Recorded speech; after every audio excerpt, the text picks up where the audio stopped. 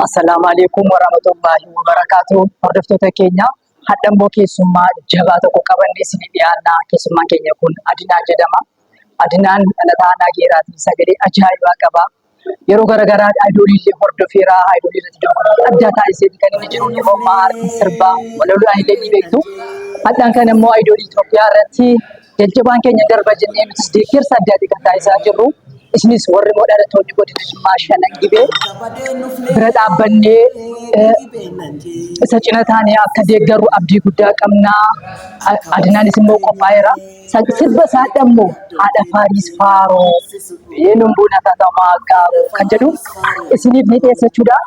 Kanaaf carraa guddaa hawwinaa fi adda bakka tokko deemnee bakka garaagaraas iddoo garaagaraa waraabaa bakka miidhagaa yeroo gaarii dabarsinaa. Akka badeen dhufnee beeknan jeesisu. Akka badeen dhufnee beeknan jeesisu.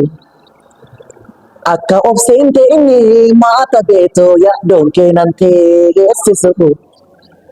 Yaada Faaris Faaroo beenuun buuna katamaa aggaaru.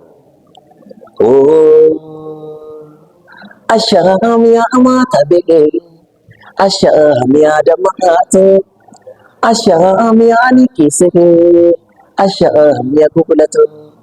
Iya di into apa anda ama, kareh damas bahe. Akaduga nama, iya syashid kanadi. Aba bom dikilte dalla ke sanjala. Iya dong ke na debeke, mena kumala.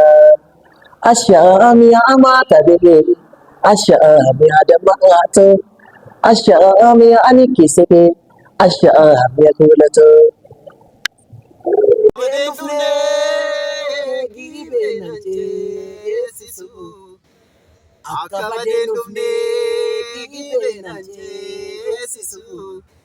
Akka obseen teenye maata beetoo yaaddoon keenan teessisu.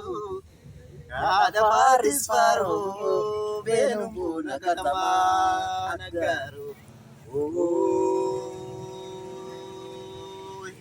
Asham ya amata bege, asham ya damato, asham ya nikise, asham ya kulato.